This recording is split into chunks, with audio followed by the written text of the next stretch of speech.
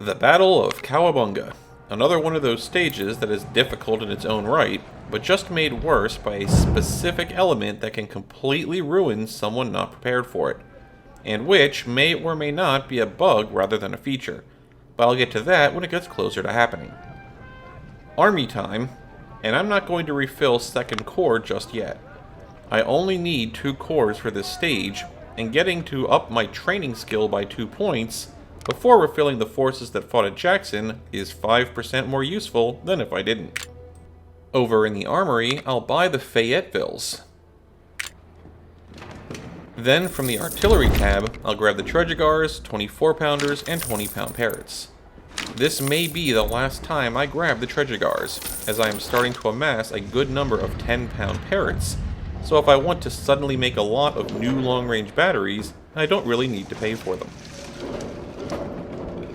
Over in the barracks, I'll grab the 2 generals, then pick up a few colonels as well. You'll probably see why in stage.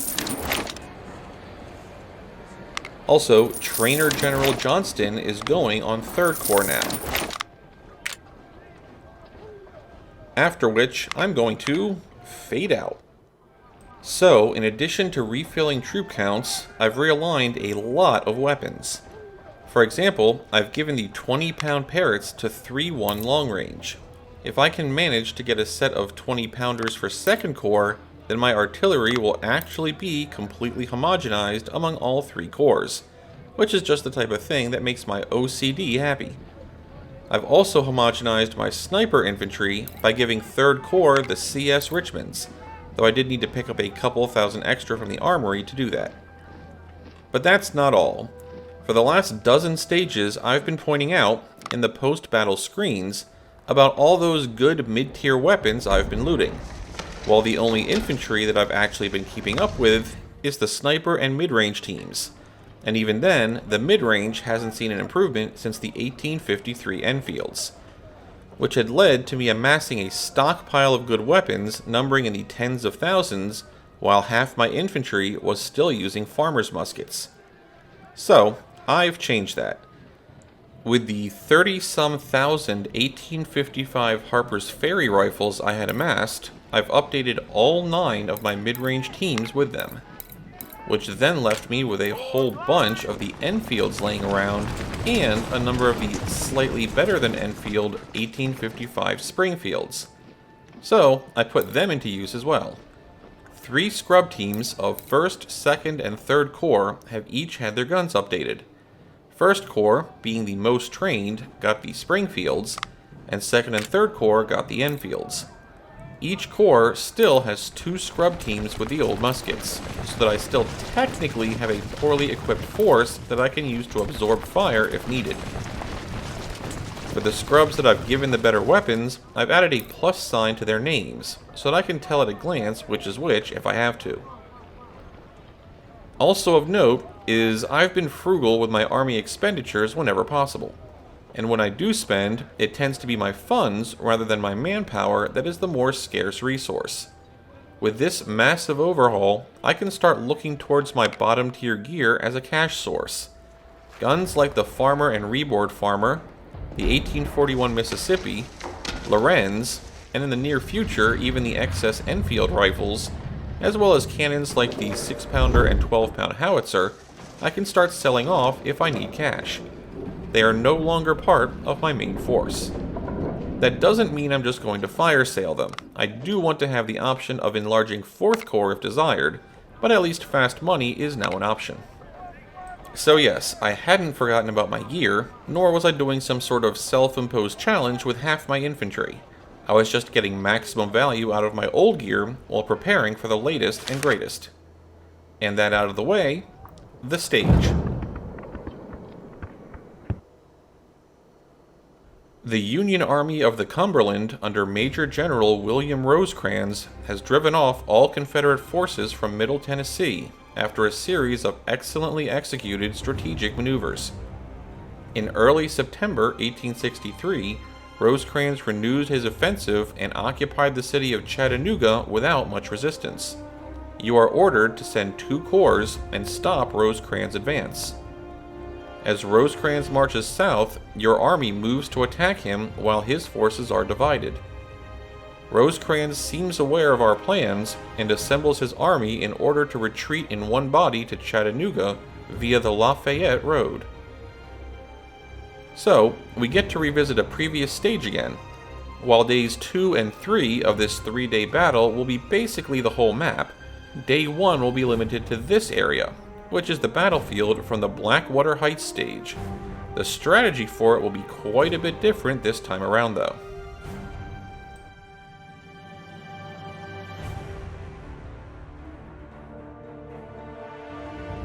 Rosecrans' forces are divided and march south. He senses our attack and has begun to consolidate his army. His forces are moving down this road, this passage,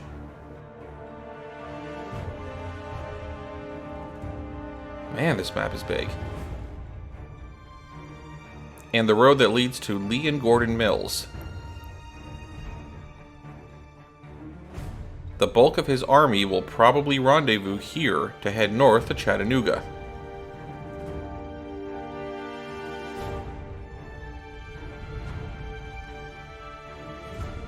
The Lafayette Road must be secured to stop their withdrawal.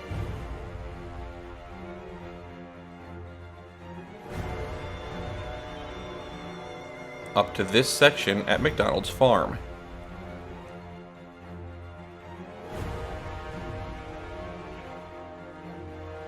Our army is coming from 3 main directions and will soon cross Chicken Nugget Creek from Reed's Bridge,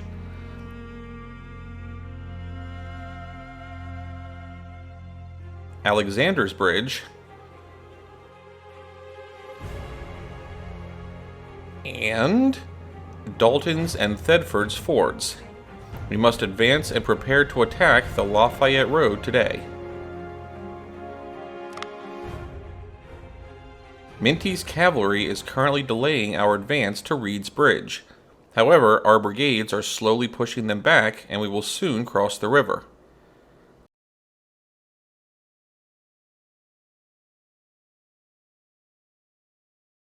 Alexander's Bridge is guarded by Wilder's Lightning Brigade, fully armed with Spencer rifles. Using elite troops to guard the bridges suggests Rosecrans knows of our intentions and may be preparing a trap for us.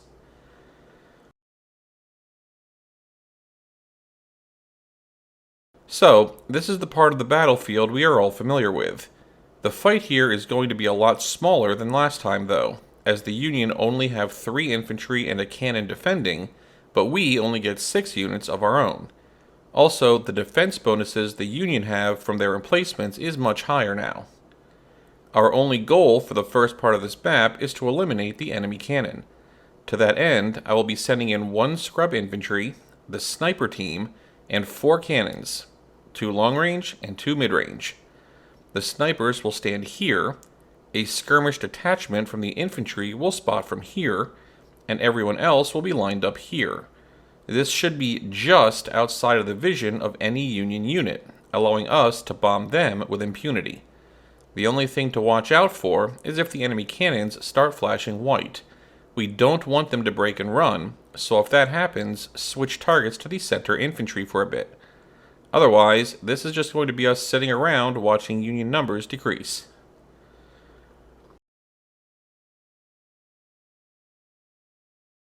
Further north, at about 1 hour left on the battle timer, we will get a batch of reinforcements to the tune of 4 brigades. The Union will try to defend here with 1 infantry in a defense spot, 1 cannon, and a few skirmish teams, but due to us having easy access to dense forest, it shouldn't work very well for them. After pushing the Union away, split up your forces based on where the enemy units have fled to. After making sure they can't retake the point, send everyone else south. With about 40 minutes remaining, a 3rd batch of our forces will show up, with 4 brigades coming in here. Their job is going to be to occupy the woods southwest of their entry point, filing in behind the enemy forces that are guarding the bridge. Odds are they won't have time to fully set up before the phase ends, so I'll talk more about that in a bit. Also, at around this time, one of the infantry guarding the bridge tends to leave its post and head north, so don't be surprised if an infantry shows up seemingly out of nowhere.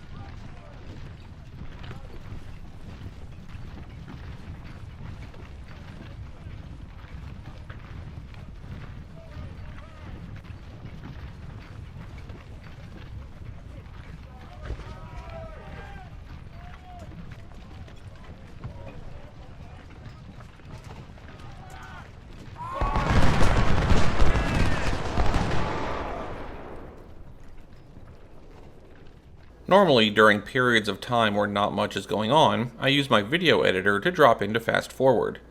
However, since in this case, not only is not much happening, but even I'm just sitting here doing nothing, watching the game basically play itself, I'll instead use the game's built-in fast forward.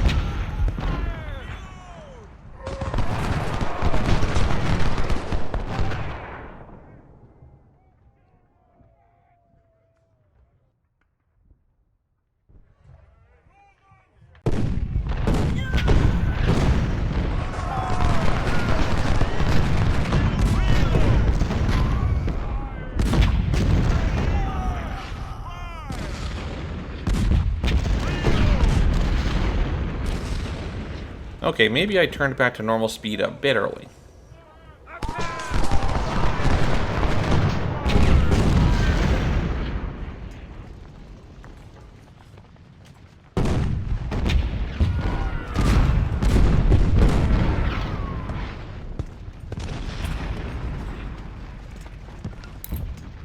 In addition to sprinting, I want to make sure my first unit in map up here is set to hold fire. I don't want them to stop moving until they are fully covered by the dense forest.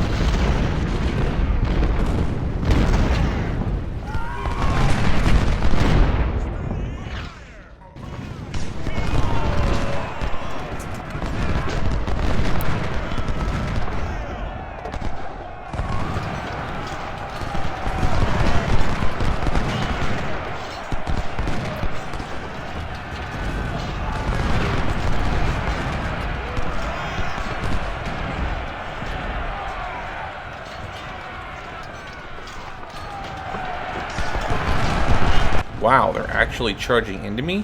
Glad I have a mid-range team here instead of a scrub.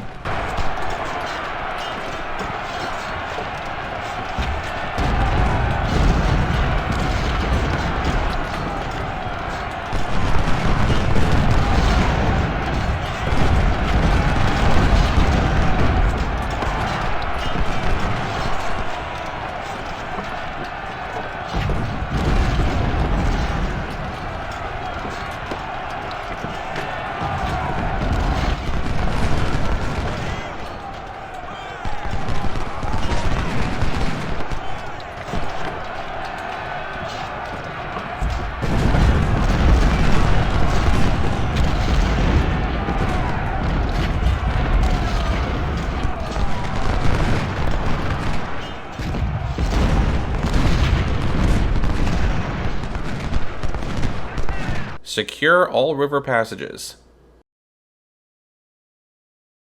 Dalton's Ford, Thedford's Ford, and all the river crossings must be held until nightfall, or our battle plan will fail and we'll have to accept a defeat. So, like others before it, this stage has an aspect that can wreck you regardless of your preparation. And for this stage, that aspect is the stage's objectives, which are, kinda like the battle timer, less fixed than it would seem. Despite none of the 4 objectives on this map being part of the stage's overall victory conditions, for this day, on this stage, if I don't have all 4 of them before the day ends, I lose. The good news is, that shouldn't be too hard. The bad news is, still to come, you'll see on day 2. So, the 2 points at the south aren't actually that hard to breach. Each one has a fortified position on the other side, but those positions are guarded by skirmish teams. There are other skirmish teams, as well as a cannon back here somewhere, but not close enough to the crossing to support it unless I really drag my feet. I'll be getting a division and change of my own reinforcements from here this stage, and they will be more than enough to breach the passage and take both bottom points. The only unit from the already on map forces I'll have join these guys is the sniper squad. Everyone else can just stay north. Speaking of north, there is no way at all that my guys will have enough time to get around to the south even if they wanted to. Even if I had brought 1st Corps into this with their elite infantry, I just wouldn't have enough stamina to run through all the woods to get there. So there is no option to really surround the southern force for elimination. This force, however, isn't so lucky. My goal for the rest of the day, in addition to the objectives, will be to get the infantry to the north to come around here and surround the river defenders. As always, any unit I can eliminate early in the fight is one I don't have to deal with later. Also, your units do not regain stamina between days this stage. So after completing the encirclement, I'm going to have most of them just take up a defensive spot and wait out the timer, so that they are good and rested for the next phase.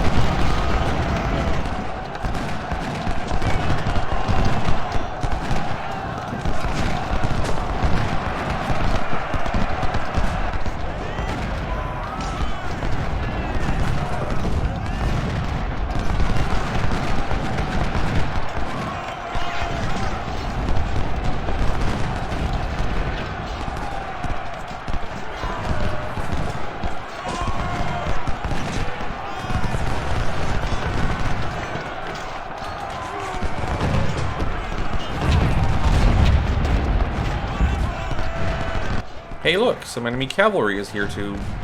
I'm not sure exactly. Let's see what strategic brilliance the Union have planned for their horsies this time.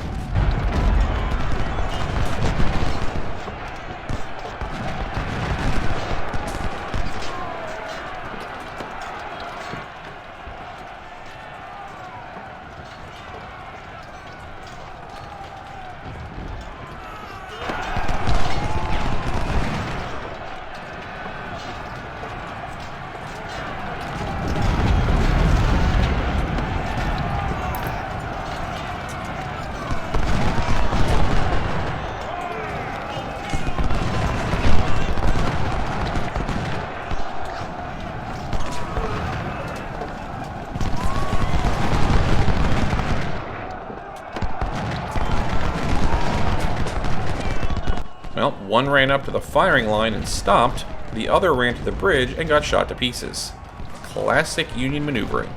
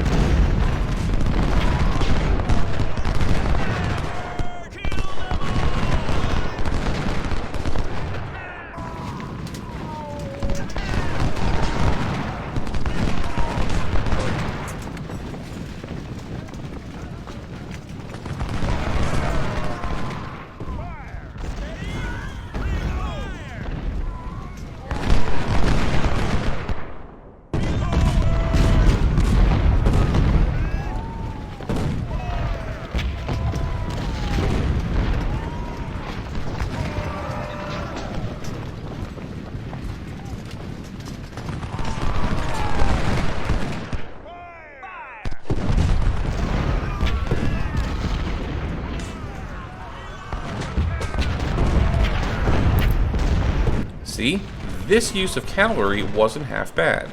I had to make a desperate reaction to prevent the liberation of the skirmish prisoners. If they were just a bit faster, that would actually have worked. Good attempt, Rosecrans. Better luck next time.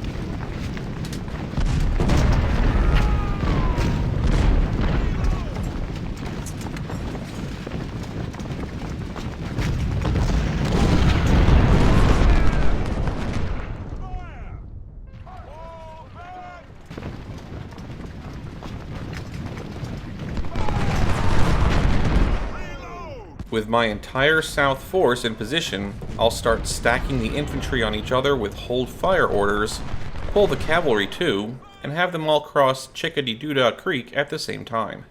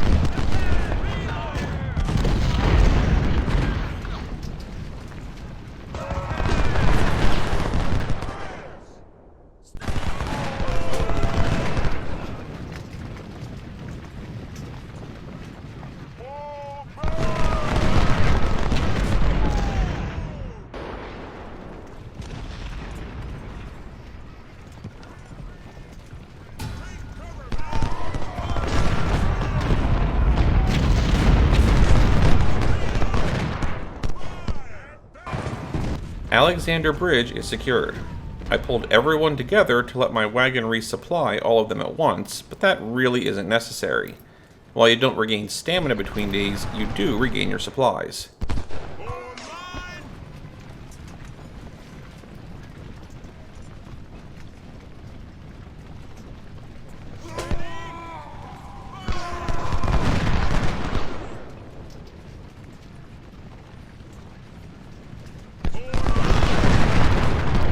Also, I'll send the cavalry back across Chickadoodle-Doo Creek here. The team guarding the South Pass, when hit from the side, has a 50-50 shot at trying to run by crossing the river. If they do, I want my guys there to be able to run them down.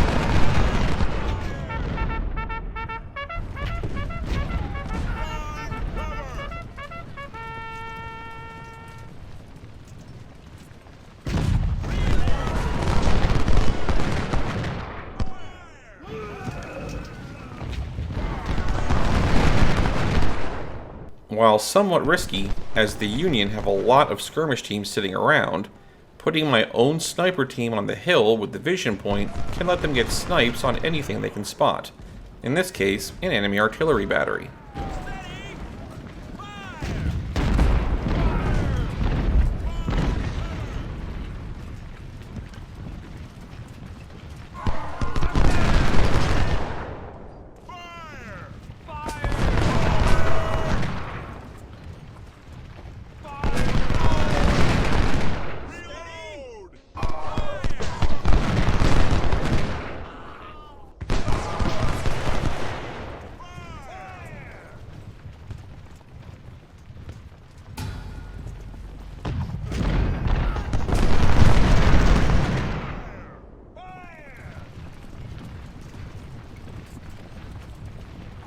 Also, probably should have kept that cavalry hidden if I wanted a chance at the enemy defenders running that way.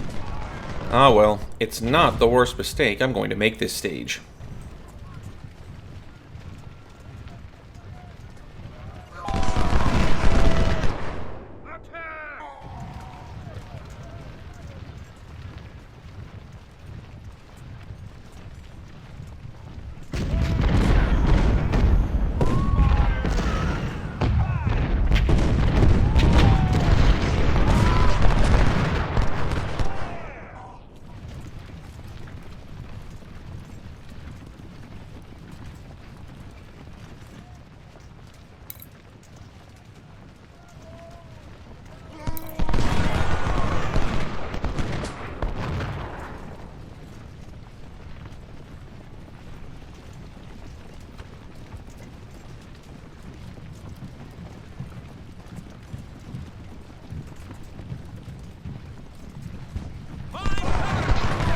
Proceeding to the next day.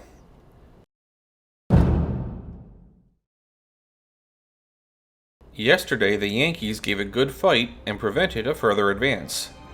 Today, more Union brigades are defending the Lafayette Road, and reinforcements may have been sent to hold Lee and Gordon Mills. Our strength grows over time, and our officers have agreed upon an attack set to begin in about an hour. However, our pickets detected enemy movements towards our right flank. Could it be a Union assault or a feint to distract us? Well, it is a feint, but honestly, given how outnumbered we will be in the early part this day, it's still a threat. I'm going to head back into camp to do something I don't normally do. First up, replace the fallen officer, because without an officer, a unit performs poorly, and I need all my units in good fighting shape. But then, I'm going to, even with full knowledge of its side effects on fallen gear and the medicine skill, refill all of my infantry to their between battle sizes. Day 2 of this map is going to be a major grind fest across a huge front, and I don't have the luxury of just picking a couple scrub teams to attract fire. Everyone needs to be able to fight and hold every position, so I don't want to start the day with some of my teams missing 250 guys. I'll also replace the missing close support cannon, but I won't refill any cannons with missing individual men. I think they shouldn't need it.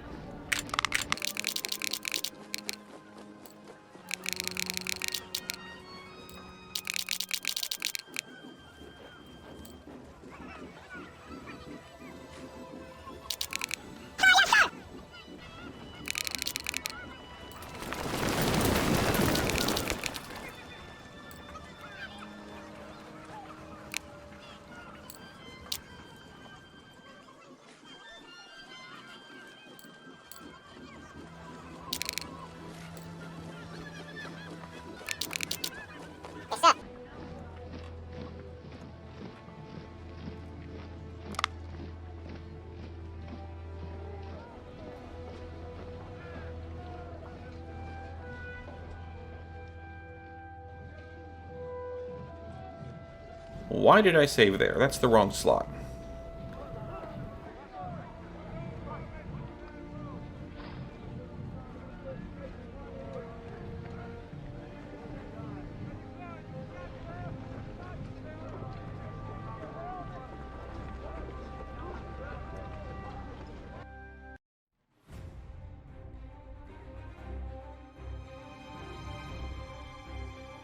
We have spotted enemy forces marching down this road. We should deploy units to investigate. While we prepare for a frontal attack, we cannot allow the Federals to threaten our right. The ground near Jay's Mill must be secured. For the same reason, we must also hold Brotherton's road junction. Reinforcements will arrive from Alexander's Bridge Road, according to reports.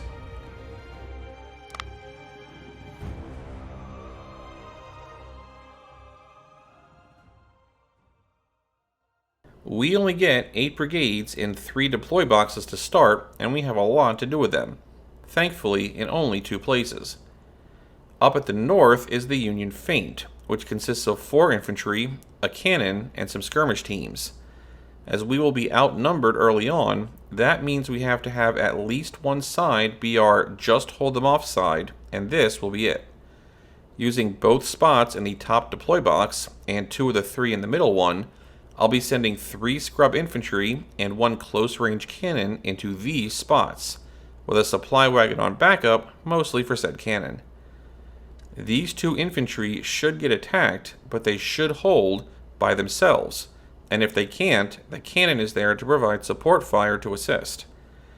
This infantry over here will probably not get attacked, but his main job will be to pick just the right moment to slide around and pressure the enemy infantry on their flank. The goal is to eventually push the enemy infantry back far enough that our infantry can approach their cannons while under tree cover. But other than that, this flank is just a hold our ground location.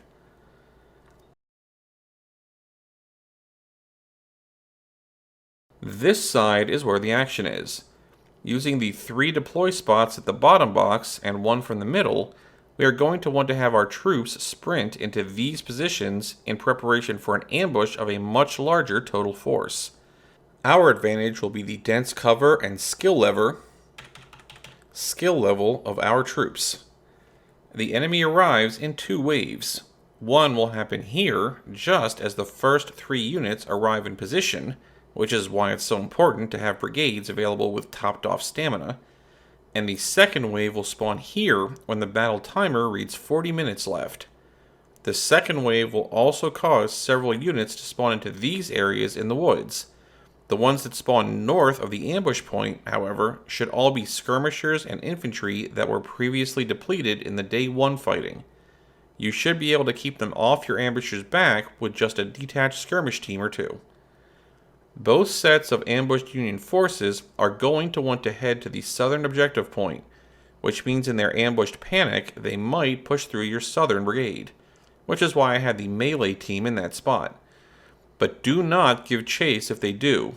You have to maintain your damage on the rest of the ambushed troops to prevent getting overwhelmed by numbers during the future phases of Day 2. You will receive reinforcements at just over an hour left on the battle timer, and are going to want to send them to the bottom objective. They will be responsible for chasing off any ambushed Union forces that manage to get through, and after they do, they will spread out to handle yet more approaching Union forces from the southwest corner. Finally, and this is absolutely critical, the map opens up for Phase 2 in a way that will be extremely unpleasant for your ambushers. When you have no less than 10 minutes left on the battle timer, get your ambushers out of their ambush and have them occupy the woods just behind the tree line here. You'll see why.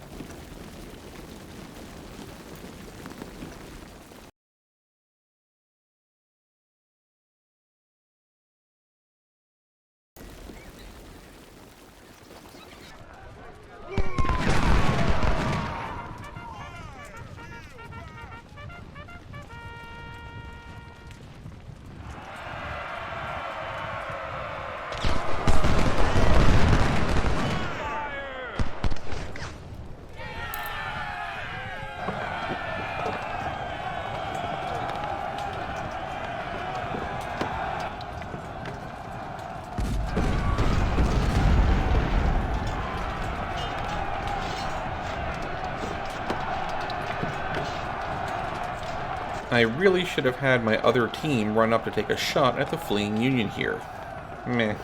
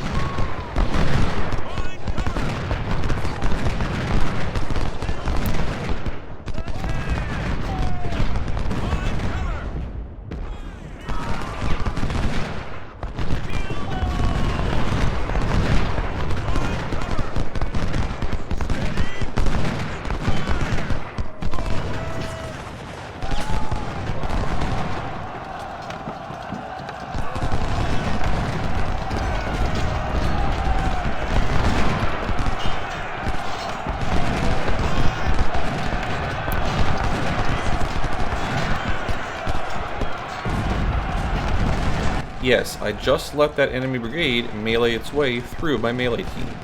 At great expense to it, mind you, and get off-screen south. I don't have time to deal with them.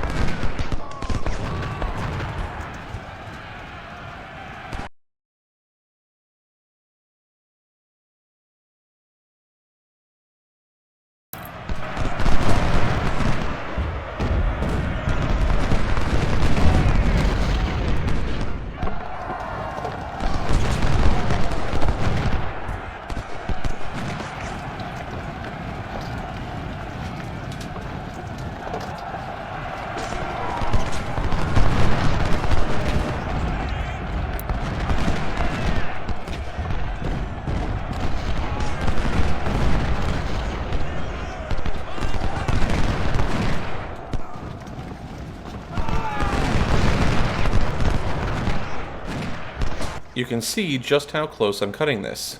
I want to be ready for the second wave at 40 minutes left on the battle timer.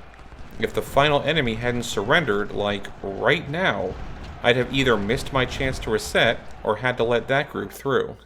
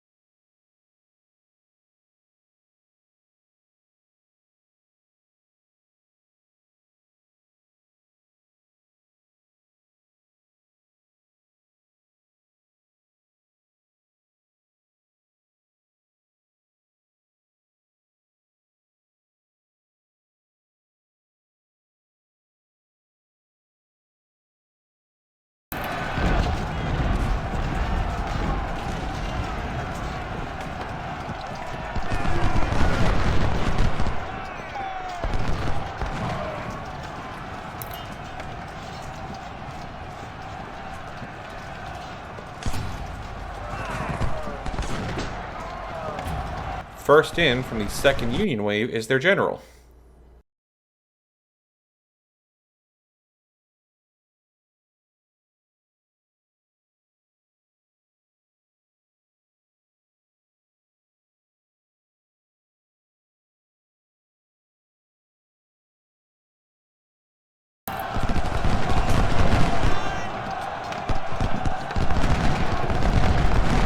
And now he's also the first out. Just in time for the rest of his guys to show up, no less.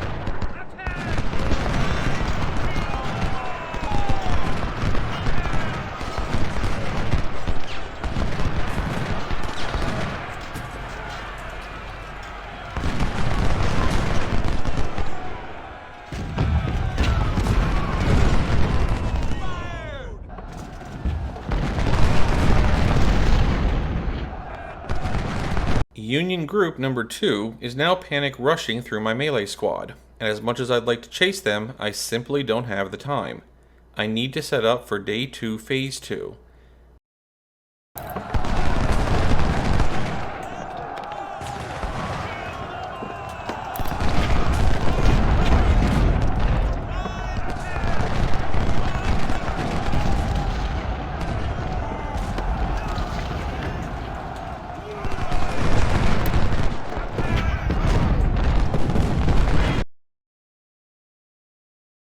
The 6 reinforcing units that just arrived at the bottom objective will have to deal with the 2 fleeing brigades, as well as the ones that just showed up in the bottom left.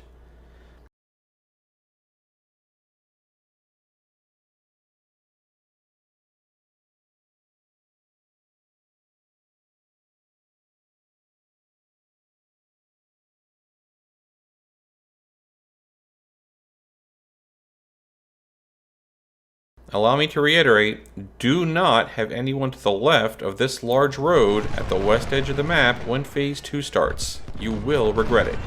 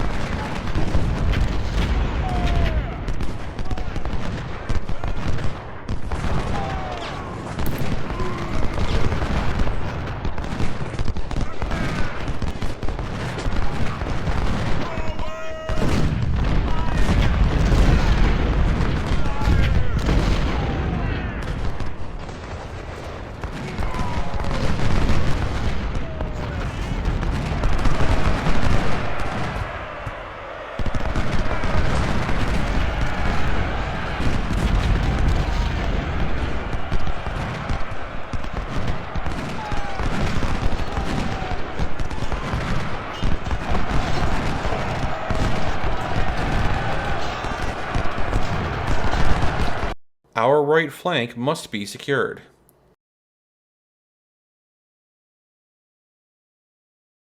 More brigades are sent to stop the Yankees. So, the map expanded slightly left. A lot more Union have just been included into the fight. But what's more, Union defensive positions are also now in the fight, extending from the south map edge, up through the forest, all the way to here, are Union defense spots with above average stats, and a lot of cannons are now backing them up. If we had a numerical advantage, we could try to pick one spot and blast through it, but we don't. Instead, I will use that open gap between woods to try to balance these numbers out. While the Union forces in the defense spots tend to hold there unless absolutely necessary, the 10 or so free-floating brigades are more willing to try and come at me, and into the open, or I can smack the heck out of them. Granted, this phase only has 1 game hour to do that, but it's still the best play.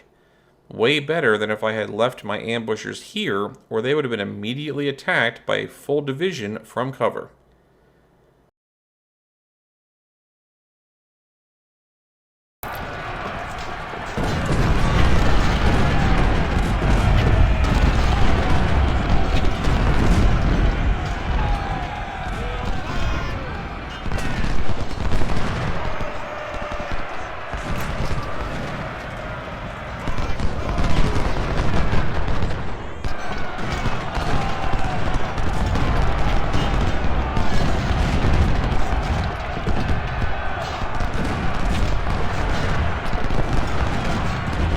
More reinforcements. Cavalry and cannons. Normally I'm not totally jazzed about cavalry, but I can place them at the map's south edge, and their presence should cause any Union attack pause. And come later phases, I might be able to use them with my deep penetration strike team. The majority of the fighting is going to be in the bottom left, so the new cannons will join the existing ones supporting that area.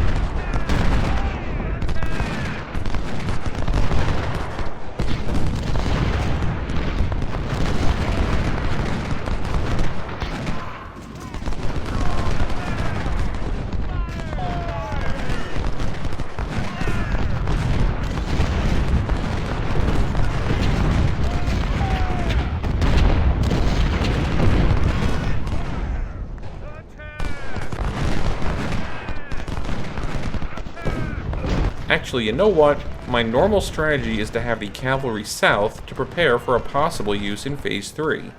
But I think I'm going to change that. Because why take a chance on Phase 3 when I have a guaranteed target right now? I'm sending them north. The much smaller fight up there is just ripe for a precisely timed cavalry charge.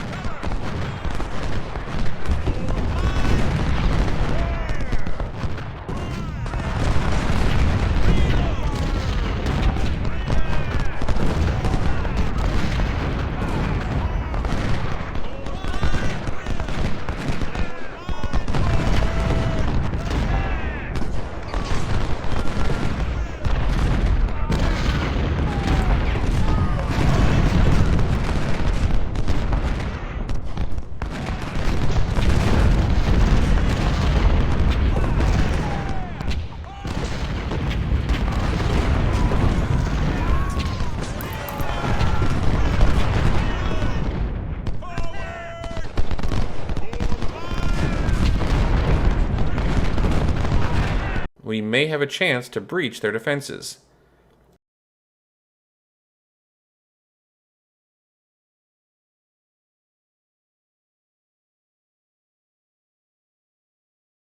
The battle is heating up, and it appears we had false information.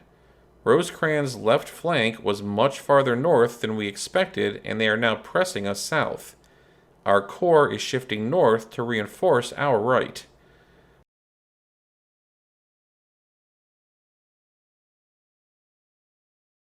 Our primary objective is to gain control of the Union positions along Lafayette Road. Secondarily, gain control of Lee and Gordon Mills,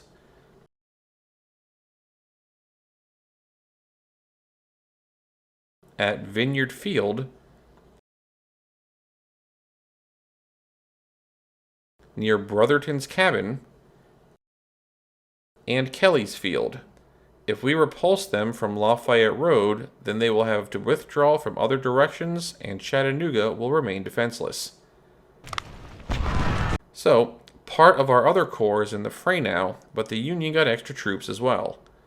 At Lee and Gordon Mills here, breaching the river is actually a cinch.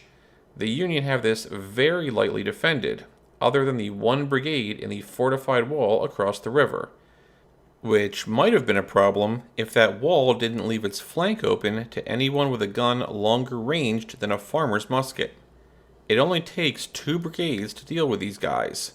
One to face them from the front, and splitting off a detachment to take the enemy fire while sitting in the trees, while a second brigade moves to here and blasts them out of their spot with a good volley or two. Once across the river, those same two brigades can pin that unit in the bottom right for elimination. Quick and easy. Just don't make the mistake of actually taking the objective.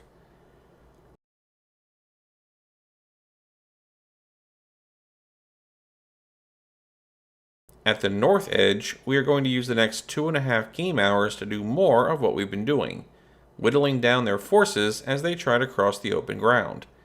If no one is being shot at any given moment, also feel free to detach a skirmish team to try and spot someone for our cannons to hit.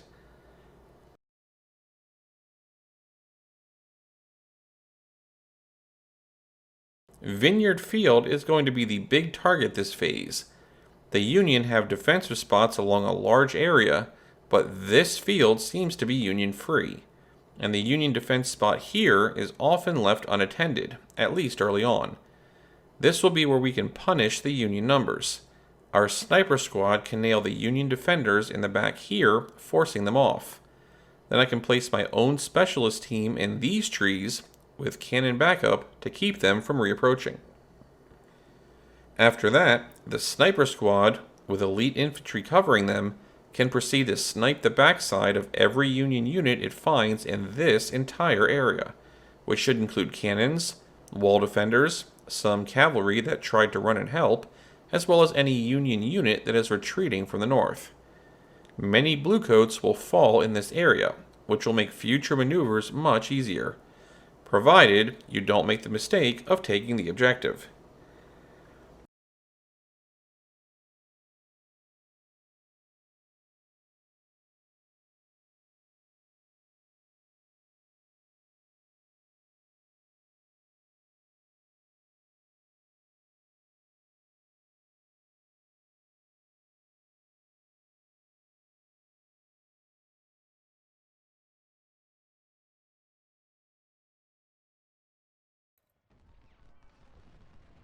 I'm going to send the surrendered units here and off the map, and since this is the last time we'll probably see it, I'll just mention that yes, I do know how to pronounce Chickamauga Creek.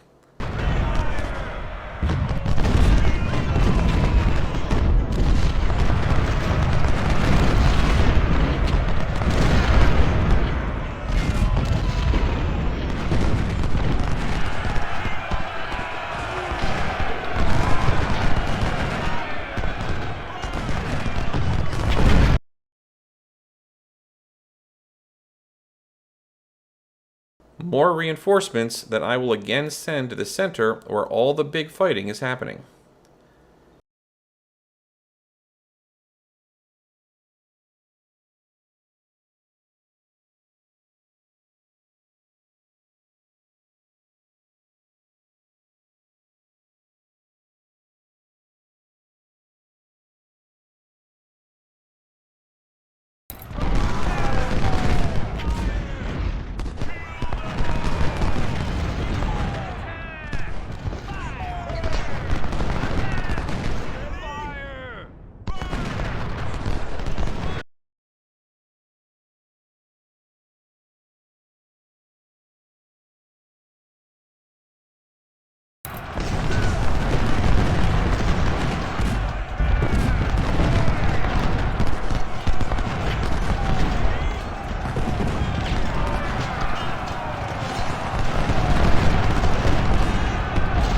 I sent my cavalry up here for a reason, and this is that reason. Get in there and back up our infantry with that enemy melee charge, guys.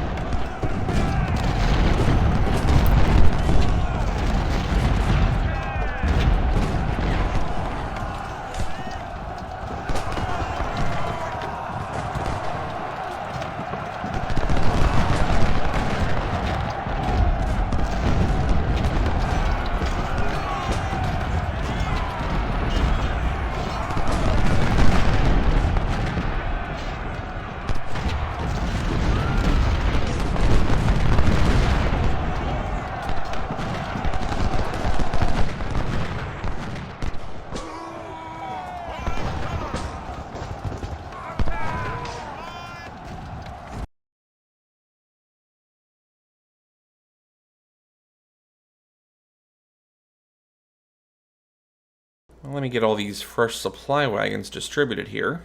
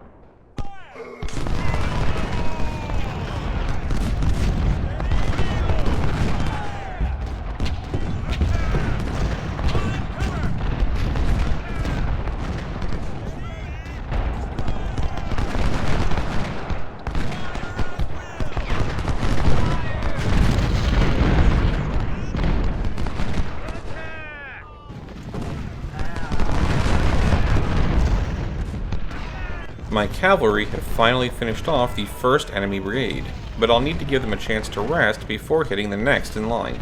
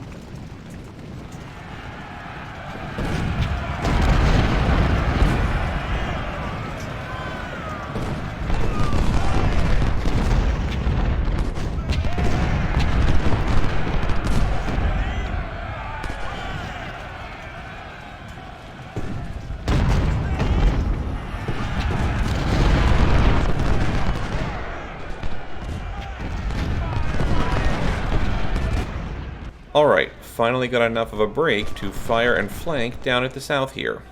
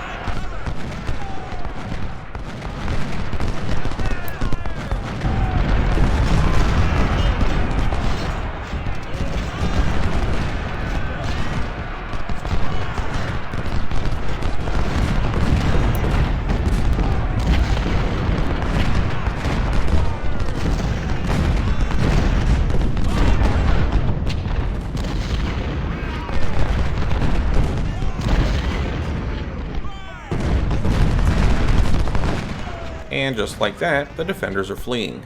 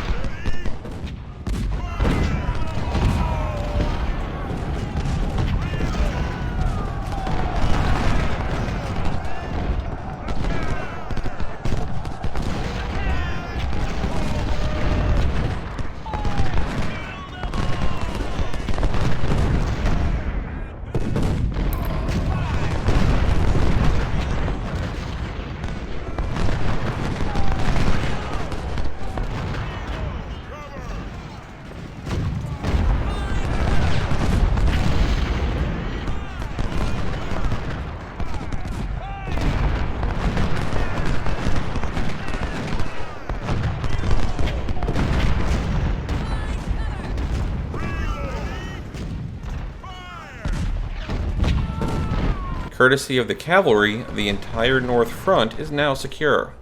Time to move these guys over and take some pressure off the sniper infantry that is holding the north tip of the line by Like himself.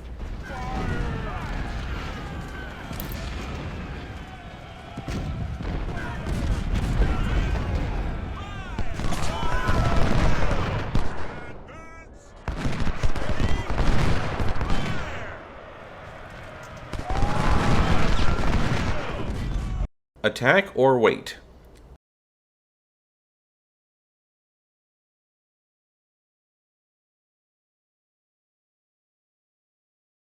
Longstreet's final units will not arrive until late tonight. Therefore, maybe we could be conservative, secure our right flank, and attack only when our army is in full strength. Protect Jay's Mill and Brotherton Road, and should the opportunity arise, attack Lafayette Road. Another 4 game hours on the battle timer, though not a lot of extra Union forces this phase. Which is good news for us, as we won't need to watch for a backside attack as we continue to whittle down their numbers. The main action for us is going to be to continue to pound the back of the Union lines at and north of Vineyard Field, moving the cannons up along my line as the enemy units fall off of theirs. I can do a lot of damage as long as I don't make the mistake of taking the objectives. So why do I keep saying that? Let me cut to a brief snippet of another timeline. So here we are. A look at the troop count meter shows that I'm well on my way to a total annihilation, and my units are surrounding the enemy fairly well. 2 of the 4 Union points are in my hands, and the battle timer counts down, but I know I have another hour and a half after the battle timer hits 0, so I'm good to go. Except, for whatever reason, this game's victory triggers for this stage are very weird. Day 1 already required you to take 4 objectives that aren't even in the victory list, and here, well, if Day 2 ends and you only have the 2, or I think even just 1, of your starting 2 objectives, then the game goes to Day 3. If you manage to take all 6 objectives, then Day 2 ends in a win. However, if you have some, but not all, of the Union objectives when the Day 2 Phase 4 battle timer bottoms out, then the entire stage ends in defeat. Yeah, I don't get it either. Why does having some objectives lead to a loss, but no objectives leads to drawing the battle out? Well, whatever. That's why you have this handy guide showing you what not to do. You don't often get to hear the defeat music in this walkthrough series, so I'll let it play out.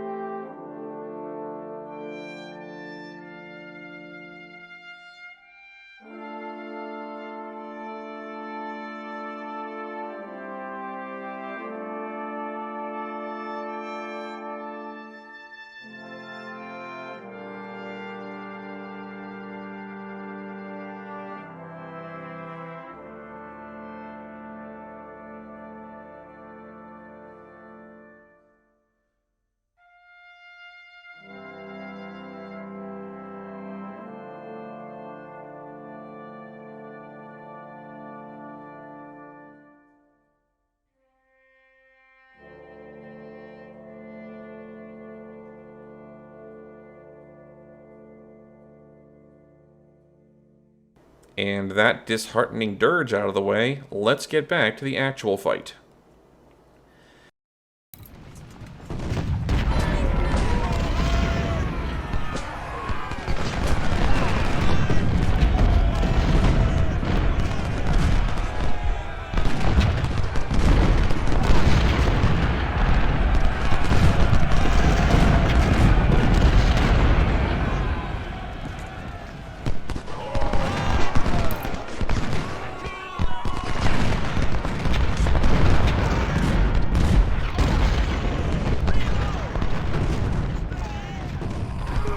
It needs to be pixel perfect, but I can get my CS Richmond equipped sniper infantry here to be able to hit the Union forces that now occupy this defense point without getting hit back, which will cause the enemy brigade to start doing that thing where they take damage, run, rest, come back, reoccupy the point, get shot again, rinse, repeat.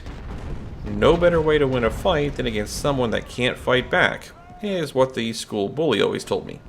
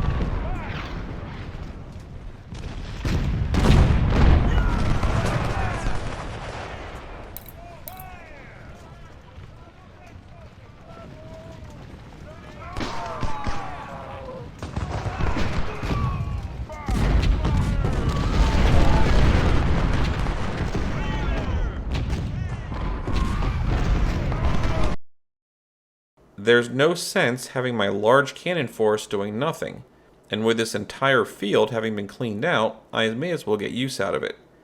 Infantry and spotting skirmishers in the front-facing woods, and the long-range cannons behind. I'll send the close support batteries north to help out with any Union infantry that keep trying to cross that open road.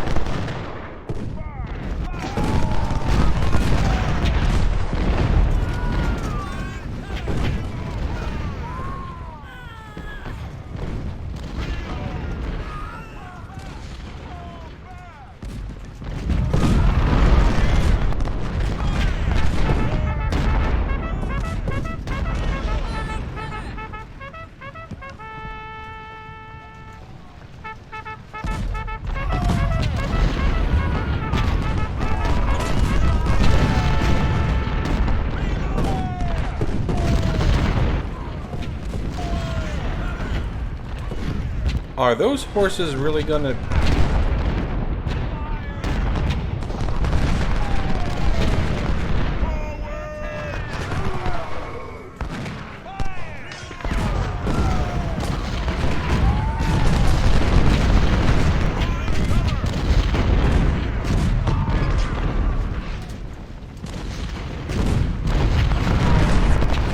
Yep.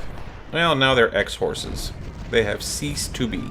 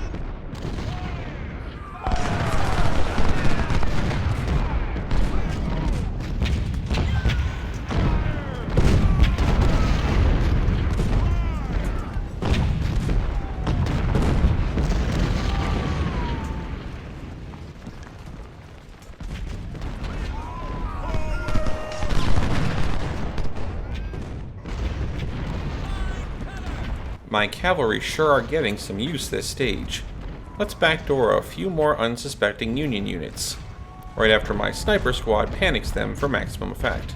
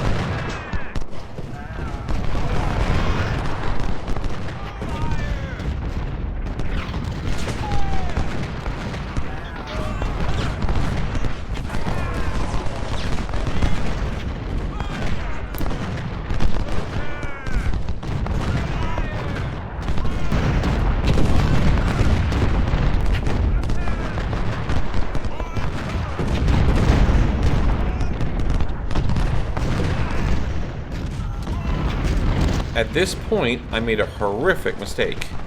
At the farm area where the majority of my cannons are, the Union movement have caused a couple of them to get spotted. I took a look at it and saw that the 3-1 close support battery was taking fire, and I ignored it because that was a close support battery, which is one that I tend to oversize anyway, and 3rd Corps' close support teams are using the Napoleons, which I have 100 spares of. Except I misinterpreted what I saw. Both 3-1 close support and 3-1 long range were taking the hits. 3-1 long range is the squad that I just equipped my rare and powerful 20-pound parrots on for this fight. So for the rest of this day, my most expensive unit is going to be standing in the open taking fire. This is quite possibly the worst thing I've done with a group of huge cannons since that gender reveal party for the colorblind couple with sonophobia.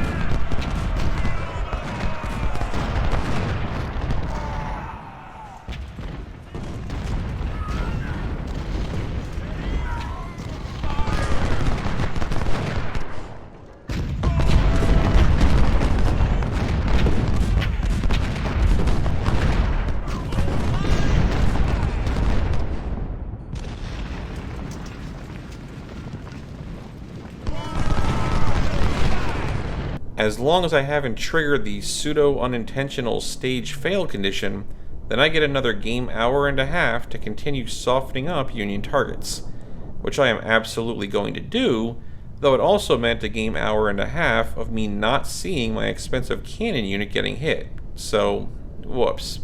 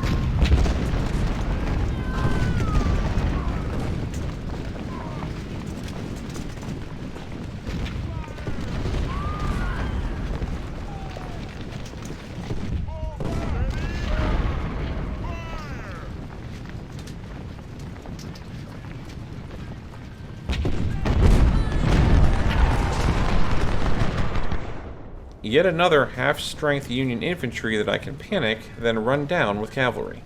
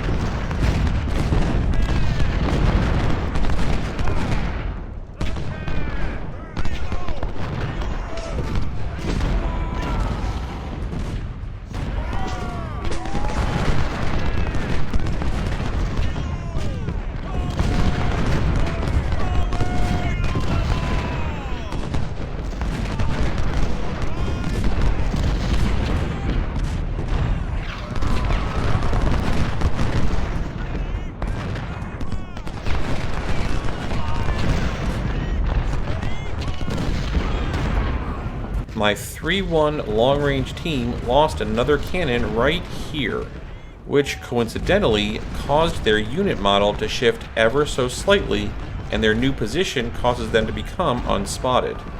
This may be the only reason that the team wasn't shattered outright. So I guess I got lucky?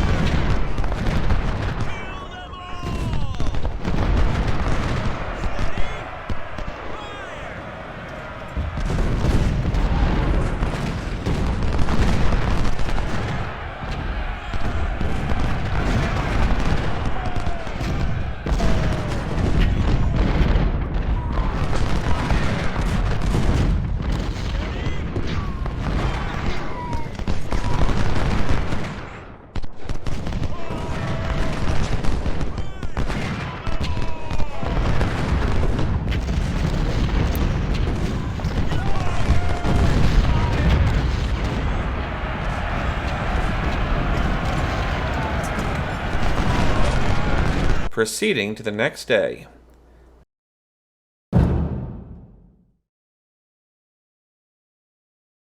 The attack on our right flank was an unexpected move from Rosecrans, and disorganized us so much that we were not able to coherently attack and repulse them from Lafayette Road.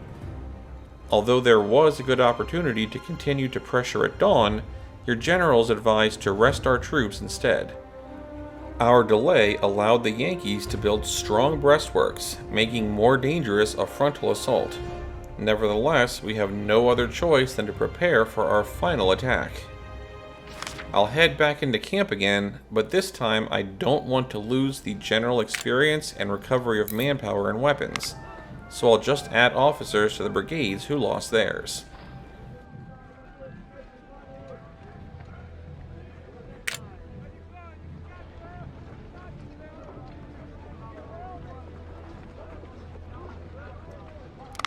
This is also the point at which I finally realized how close a couple of my batteries came to being wrecked.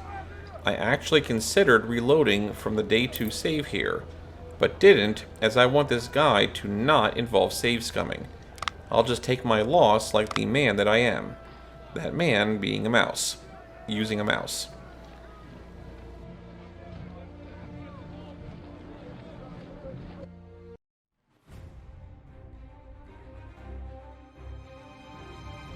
Kelly's Field constitutes their strongest position, but if we break them here, their left flank will collapse. The defenses of Brotherton's Cabin are also formidable and secure their center. We should be careful and attack only if they get severely weakened. Vineyard Field controls their right flank.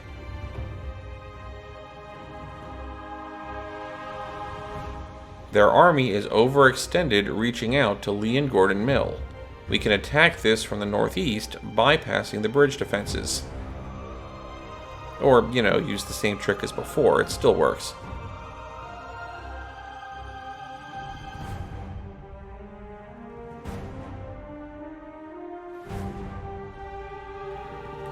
Rosecrans Reserve Corps is spotted 2 miles north and may make a movement to our right.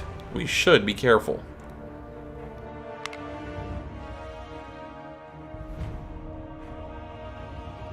General, we have the whole day available to plan our assault.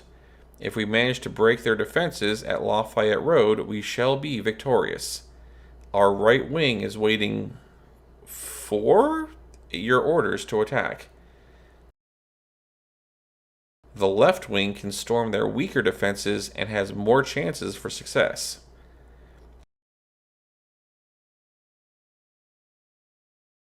Our army extends up to this section. You can use those forces to secure Lee and Gordon Mills. You are not seeing things. That is a 10.5-hour game battle timer. And there is a semi-brief second phase if need be. We have all day for this. The method to take Lee and Gordon is the same as before. Their defense wall is improved, and there is a cannon in place and backing them up now too, but both can be hit from the side like last time, and chased off easily, only needing 2 brigades for the task.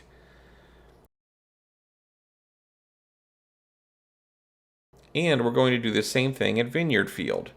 I will need to give the 3rd Sniper Skirmishers time to rest first, as their stamina is as low as it was at the end of Day 2. But on the plus side, 1st Corps Snipesomers finally get to show their faces again, so I can use them to start, and then eventually have a pair of stealthy snipers ruining the Union's day from behind.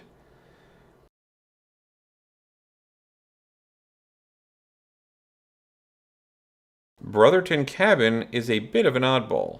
It's still heavily defended, but the Union defense line seems to have been pulled back from here to here.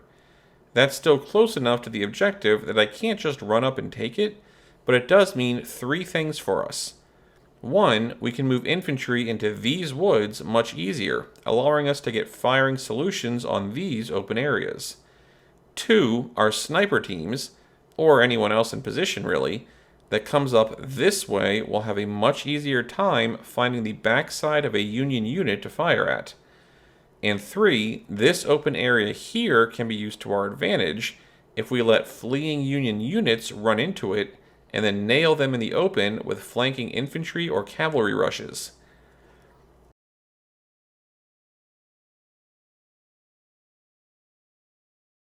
And at Kelly's Field, the Union line now extends to here, but that's it. With me having eliminated the northern force in Day 2, the Union presence above this line should be minimal, allowing me to move units around and behind them. At least, after I deal with Rosecrans Reserve Corps. Honestly, I don't know if it's just designed this way, or if it's because of all the insane damage I've been doing to the Union all campaign, but the Reserve Corps doesn't even make up a single division. I'll deal with them by having a division of my own ambush them, and having my cavalry behind. Once the initial attack is over, my cavalry will deal with running stragglers, while my infantry take up the task of surrounding the north end of their line.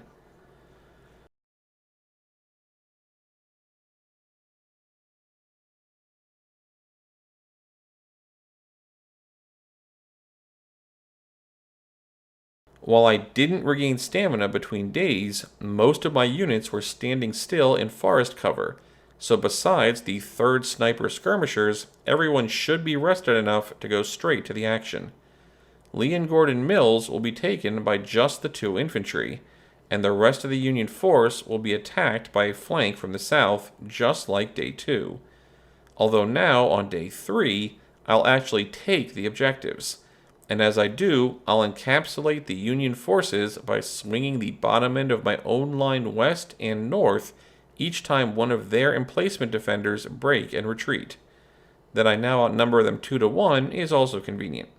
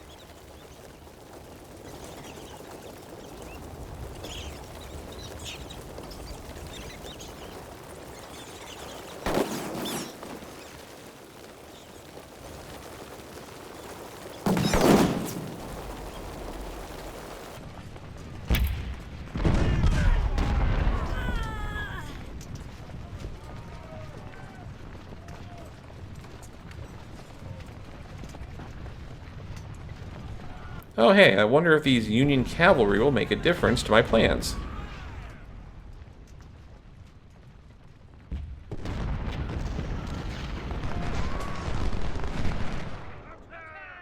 Nope.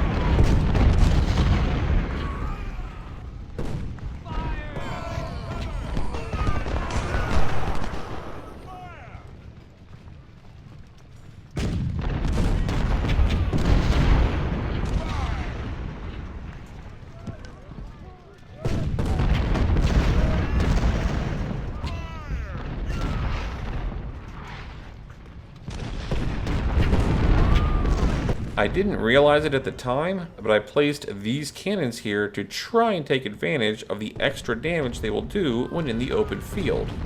But that also resulted, a couple game hours from now, in them ending up being the closest unit the enemy cannons could see, causing them to also take huge counter battery damage. I should have just gone into the woods with everyone else.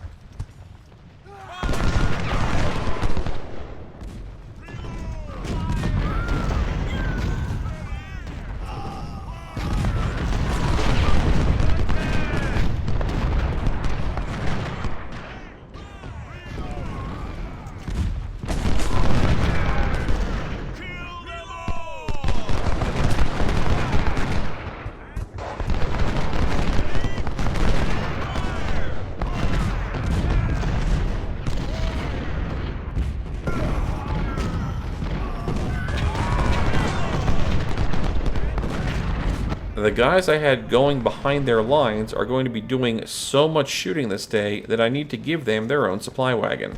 I'm sure it'll be fine.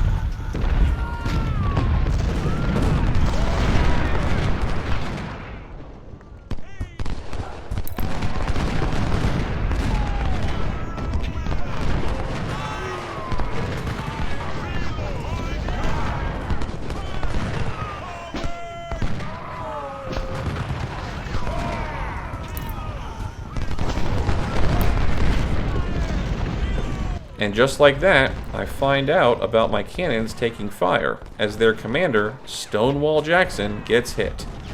Good news is, unlike actual history, this was just a wounding. He shall return.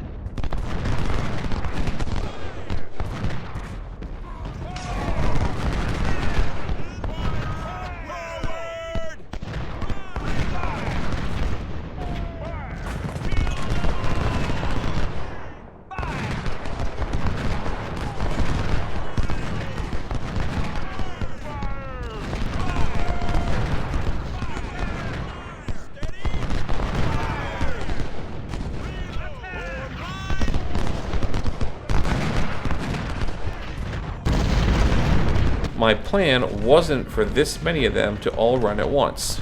Guess my infantry will have to give chase for a bit as well. That's fine, the Union's left isn't going anywhere.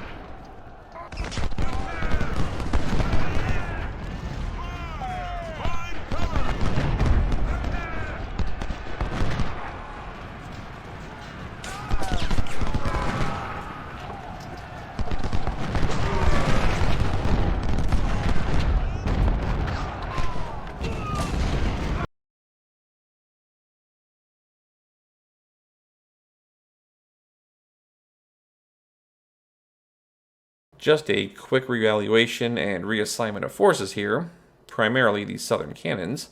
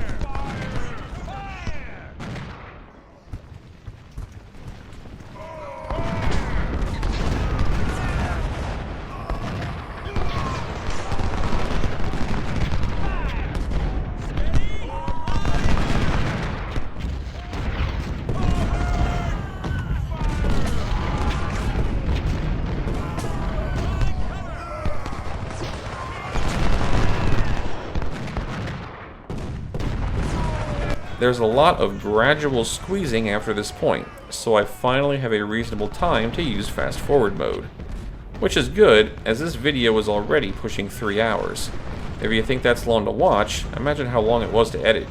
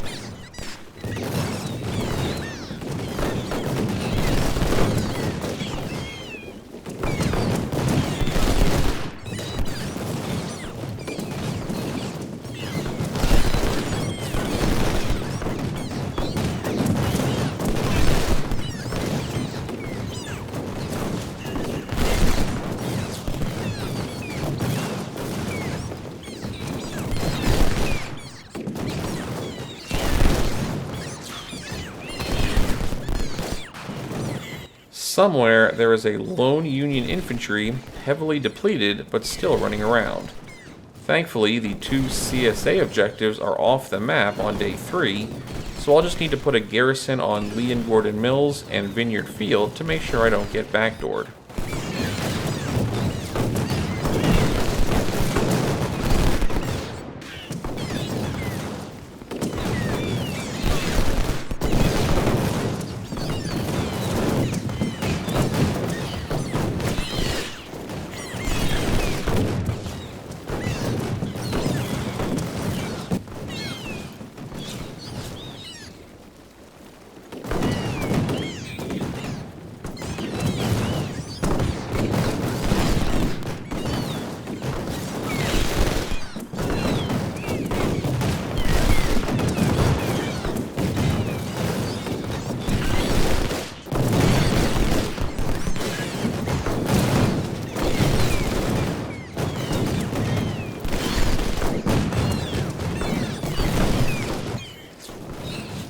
Oh, found him.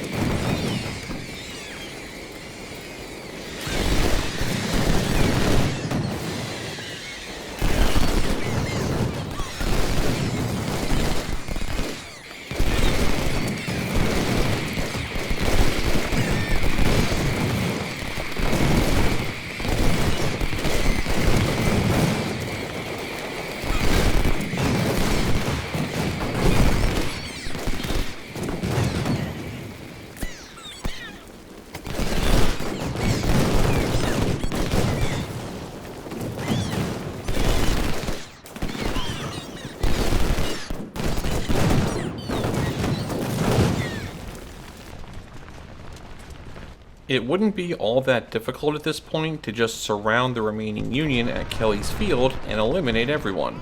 But just for completion's sake, I'll instead capture Brotherton Cabin. Taking it and letting the capture timer count to 0 is what triggers Day 3 Phase 2.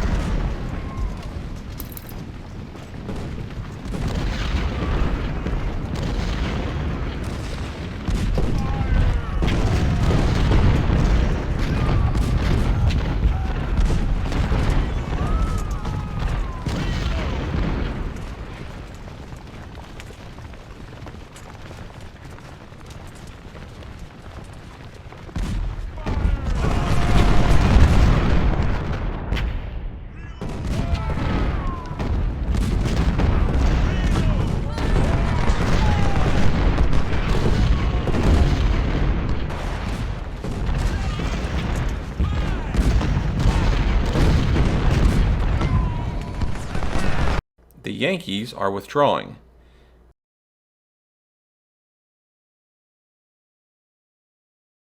General, we broke their defenses. They are trying to organize their escape route at Horseshoe Ridge. Attack them. At this point, the Union forces would largely give up their fortified positions and begin fleeing west. If, they weren't already panicked and totally surrounded.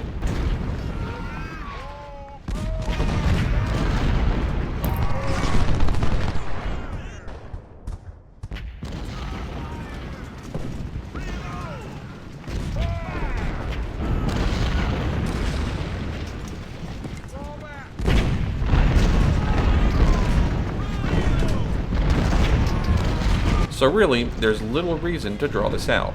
Let's end it. Everyone, you're up.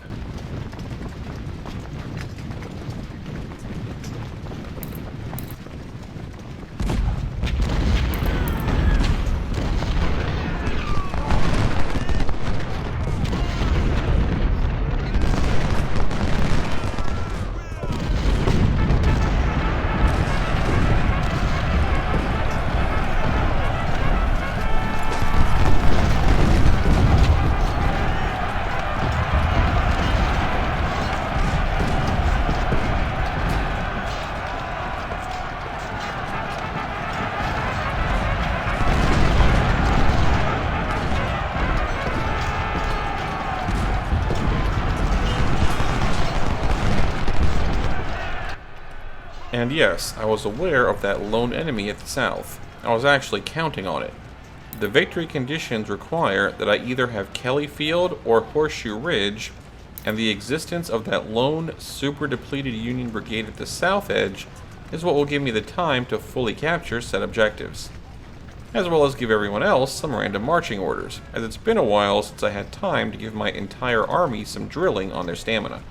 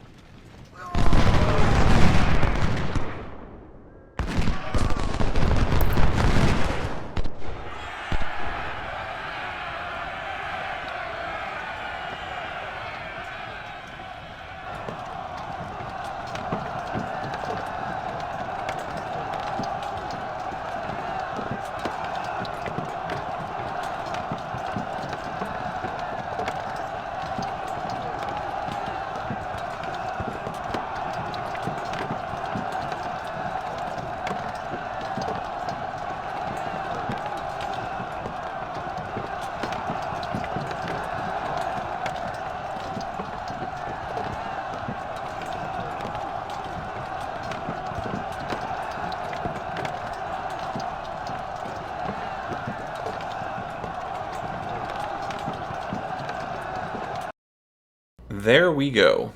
I'm seriously bummed about what happened to my 20-pound parrots, and the other cannons too, of course, but that doesn't change the sheer scope of the victory.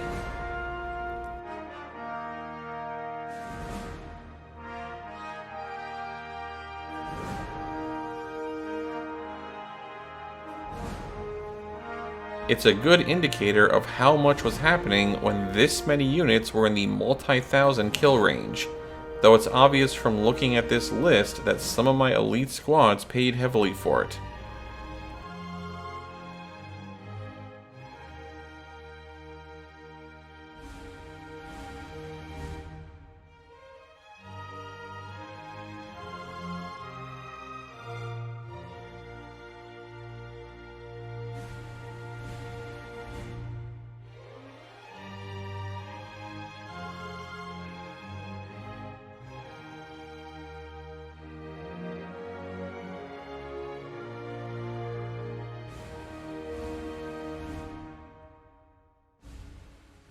Stonewall was hit, but not fatally. Again though, remember that this list only shows the final day's officer results. Way more than Stonewall were casualties. Picked up a good chunk of 10-pound parrots and a total boatload of Harper's Ferries. I think at this point I have enough guns that I could make a whole brand new corps if I had to. And I'll keep that in mind.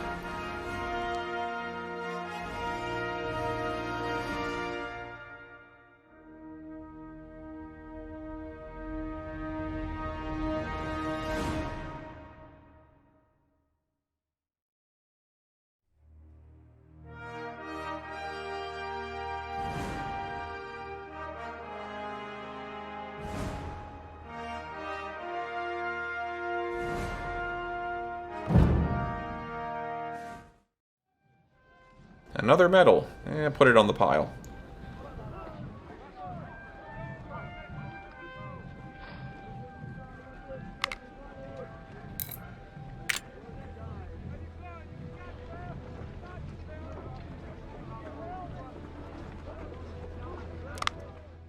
Get those training points going. Yes, sir.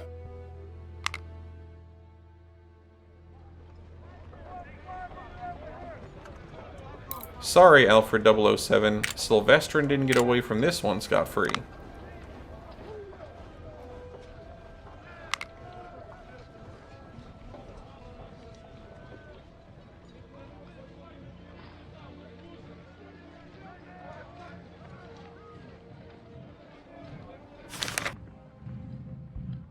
$77,000 new Union troops.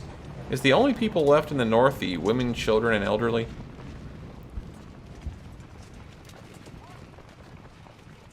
At least some good news.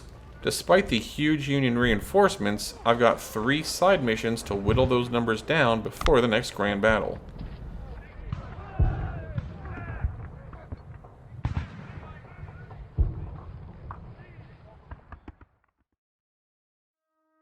And on that note, I'll be off.